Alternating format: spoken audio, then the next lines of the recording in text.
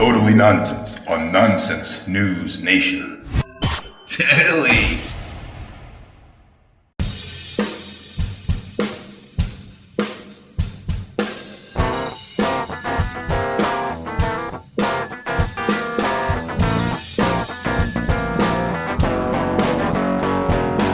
Alright, ladies and gentlemen, kids and cadets, welcome to the latest edition of Totally Nonsense on Nonsense News Nation. I am Brandon Ellis, Hebrew name Shmuel Melech, and I am with my dear brother, Justin Ellis. You can speak for yourself. How are you doing today, Justin? Hello. It's a pleasure to be back on the show. Let's get into it. Alright, we're stuck in quarantine, so we have nothing to do besides look at ridiculous stories together, and lucky for you, Justin, I have a few doozies. Wow, I cannot wait. What is it? Well, if you're not looking right in front of you where you could see the script, I'm guessing your eyes are probably closed right now. I will read to you what I have. So our first story comes from the magical lands of Disney. Ah, Disney, yes, where all the magic is quarantined. Right, our corporate overlords Disney. Everything is quarantined, so don't expect to be too wrapped up in the Disneyland. But one person didn't really care or really was informed about it. I'll explain a bit. So there's a man in Disney World as opposed to Disneyland. So it's a Florida story. We know the Florida stories are the best here. I gotta love them. They are the best. So let's see what we have. So this man stayed on Disney World's Discovery Island. I'm not exactly sure what the layout is there. Discovery Island. That sounds really intriguing. I wonder what he was trying to discover. I think it was a discovery when they found him there. Maybe that's why it's called Discovery Island. I mean, was he trying to find, like, the lost body of Walt Disney, you know, in the freezer? Yeah, just open up the freezer, man. You'll find him. Anyway, the property is obviously closed, but authorities received a call of this 42-year-old dude who is just residing there. So the Orange County deputies, they looked for him on foot, couldn't find him. The next logical step was to get the helicopters from Disney's planes, fire and rescue. That's a great movie. You know, that's probably why they made so much merchandise, so they could use it in cases like this. They're actually using the merchandise from Disney's planes to find this man. Well, anyways, it didn't work. So they used their boats from the boat spinoff. Wasn't there a boat spinoff for Cars? I feel like there was. It may have been a spinoff to Planes, which was not even Pixar worthy. That's saying something with how Pixar is nowadays. Anyway, we digress. They found him when they were finally on the boat. When they caught him, his name is Richard McGuire, just like Tobey Maguire. Richard McGuire, is he trying to get in the new Spider-Man movie? Is he a Sony plant? Could be like Spider-Verse where they have a different...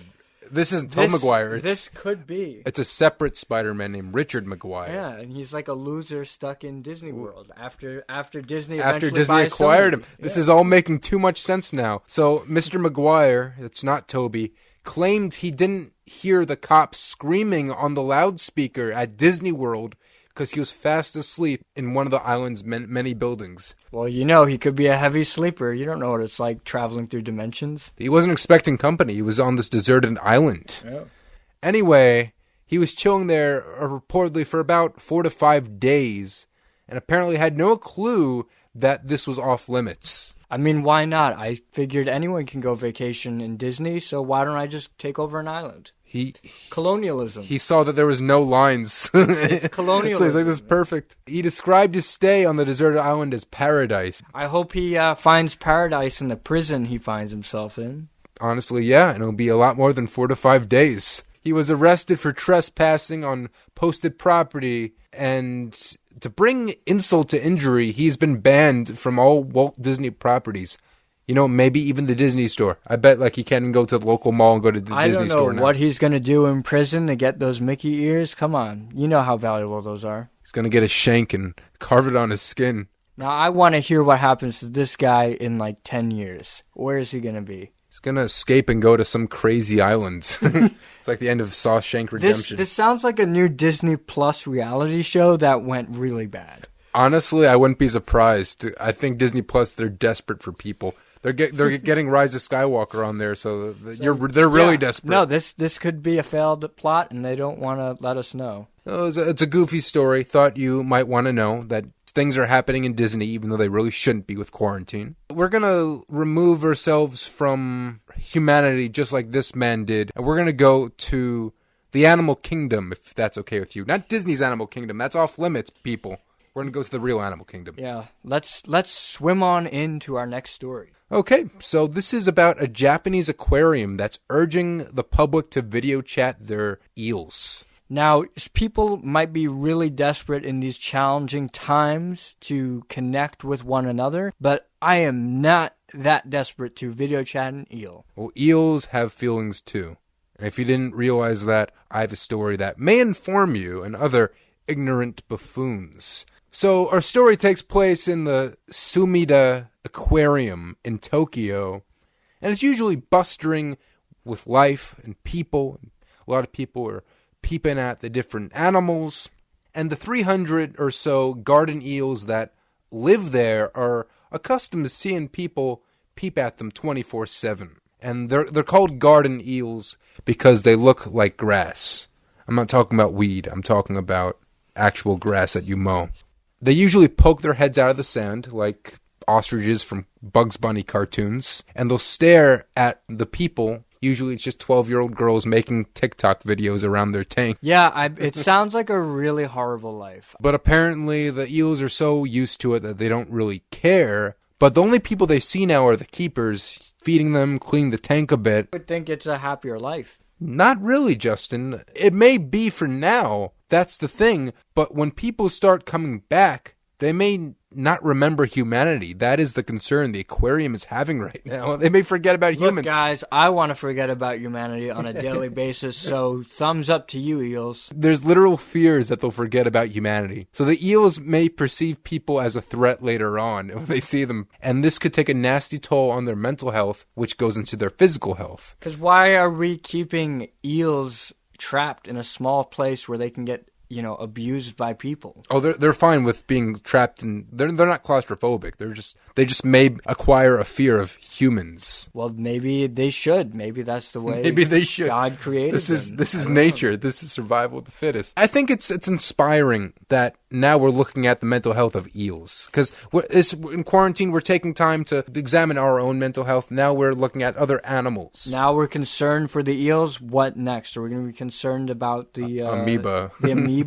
To combat this problem, the aquarium has set up about 5 tablets around the tank. They're like iPads and stuff, so I'm sorry, Android users. It's a very dark day for us. Justin, we're in that plight, but good for the Apple people, the majority of the population. I don't know. What am I going to do? I was planning to do this right after the show. I'm upset now. So people are urged to FaceTime these creatures, and here are the rules, Justin. Let me explain. Once the chat starts, you need a wave, show that you're a friend, speak in a low, calm voice. It sounds like, what if we put one of those ASMR people who eat the fish, No, we don't need those people. Maybe read them bedtime stories or something. You have to be very soothing to these animals. But it should be stressed that you should not raise your voice at the eels, because they may become frightened. I am so concerned about the eels' mental health. I will self-monitor myself and everyone else just because I'm so concerned. You can't go, "Hey, you're my favorite eel." It's gonna freak them out. You gotta go, "Hey,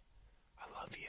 They'll appreciate that a lot more. That's oddly arousing to eels. Yeah, the eel may become erect as opposed to its normal limp state. Isn't that what they're trying to do? I don't know. You talked about how they have to come up out of their enclosure? I'm not going to explain the birds and the bees with eels. They're different animals than birds and bees. You just keep whispering. We'll see what happens. Anyway, a hashtag has surfaced from the waters, pun intended, around Japan for this cause, and it's called hashtag Please Remember Humans. Just kind of funny. That's something that I need to remember too. Well, not during isolation and quarantine. Don't remember humans.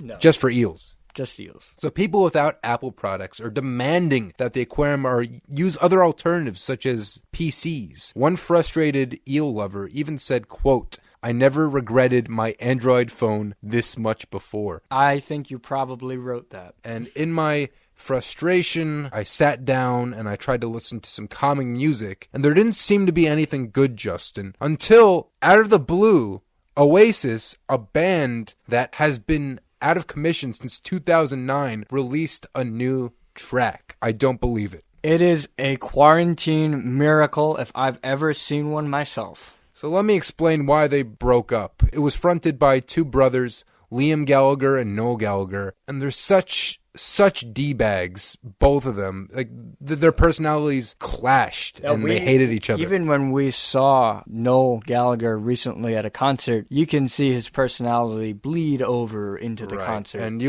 it's sort of like Twilight. You have Team Jacob and Edward, and some people at the concert were just like, we want Liam! And I'm just like, Jesus, you paid money for this concert. Yep. Sing Oasis! I got a Noel flag. Yeah, we got to post. For some reason, Justin lives by Noel Gallagher and his high-flying birds. Opposed to, I don't know, the Beatles or the Rolling Stones. So this song was recorded back in 2009, right before they broke up. And it's called Don't Stop. And it's a demo, but Noel Gallagher found it, and what do you know? It happened to be a track that he sang on. Whoa! Wasn't that very convenient? Wow, thank goodness it wasn't a Liam song. He also wrote it, so... And he also wrote it, too. What are the odds that he found this track that he wrote and sang? It's really uncanny if I could. It kind of sounds like a better Noel Gallagher song. I was honestly surprised, because, a lot of his songs are really kind of like, they're alright, you enjoy it, but this is like, just felt Oasis. It was Oasis, yeah. It was Oasis. It's a very sort of calming. It's one of those calmer songs from Oasis. Like you could think of their most popular song, Wonderwall. It's kind of that vein. It's not too rock and roll. Less version. It's like Noel Gallagher on like the guitar, just sitting down, breaking it down. And I'm sure the other bandmates were there too. Liam was definitely playing the guitar in the background, in the guitar, muffled in the corner. Yeah. And while we were doing research for this, we pulled up some of Liam's Twitter responses. Oh, he's infamous. If you look at the brothers' Twitter, it's just hilarious. You got Noel Gallagher. He goes, go listen to my new EP. My new EP. He released about like 5 EPs in the span of like a year. It's insane. Just make an album at this point, man. Mm-hmm. EP. Do you know what the word EP even means? No.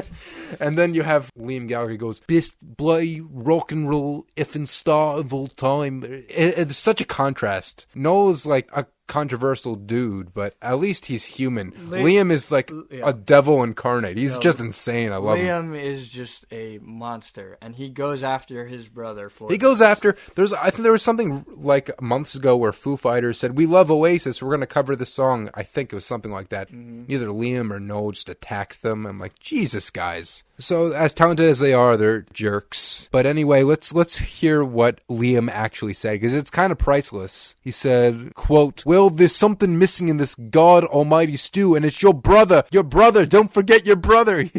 He said that on Twitter. He said, oi, tofu boy, if you're gonna release old demos, make sure I'm singing on it, and Bonehead's playing guitar on it. If it's not worth a wank as you were. Just priceless. I could barely speak his Cockney there. It's kind of hard to translate. On Twitter, like he actually writes. You can hear the accent. You could read the accent. It's so bloody Gallagher. Yeah, that's what it sounds like. This is characteristic Liam for you. As we said, that just happened to be a Noel track. Written by Noel. I mean, it's Oasis, so Liam is somewhat involved. But if he heard a Liam track, if it was a Liam fronted track, do you think he would even bother with it? Liam would be like, this is the best song ever. Best song 2020. Right, and all these fans are like, get Oasis, get back together. But, like, number one, quarantine, you idiots. No one's getting back together at all right now. And number two, they hate each other so much. Like, it's not going to happen, I'm sorry. But anyway, back to the song. It's a really peaceful, tranquil, good song. It makes me remember Oasis. And I wish the brothers were just nicer people, but we won't get that. No, we won't get that, but you guys can enjoy the track. Right, and speaking of enjoying tracks, there's one more track I want to talk about in the world of music. Recently, some unfortunate news. We got to break the comedy here. This very influential Afro beat drummer, Tony Allen, who in the African scale of drumming was super influential, passed away. I knew him. He was the drummer of the supergroup The Good, the Bad, and the Queen, fronted by Damon Albarn. You have members a member of The Clash and The Verve there. So their most recent album, Maryland, is one of my favorite albums. It has really grown on me. And his drumming was influential, so I'm going to miss him very much. But I guess before he passed away, he recorded a song with Gorillaz, which is a Damon Albarn project. So he went back with Damon to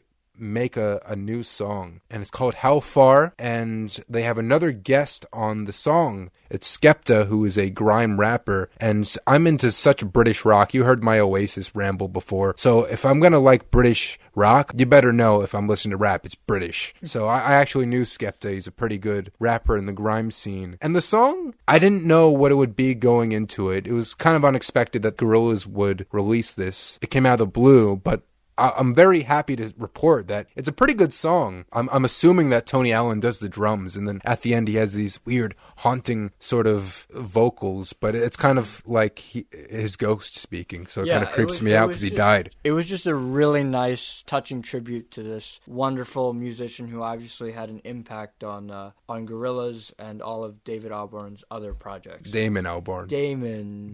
David Albarn's our neighbor.